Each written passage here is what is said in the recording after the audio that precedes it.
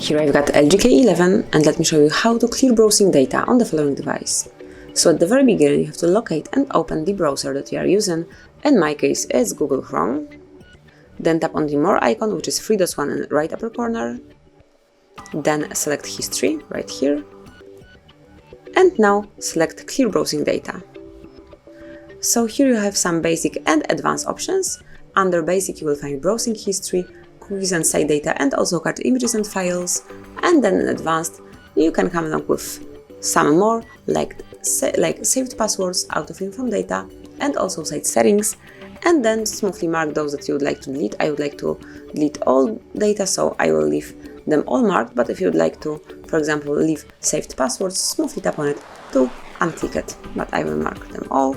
And the last step is to select the time range, so click here and then pick if you would like to remove history from last hour, last 24 hours, last 7 days, 4 weeks, or all time, and I would like to remove data from all time. And finally tap on Clear Data. And this is it. As you can see, there is no history here, and now you can create it from the beginning. So this is it. This is how you can remove all data from your LG K11. Thank you for watching. Please subscribe our channel and leave the thumbs up.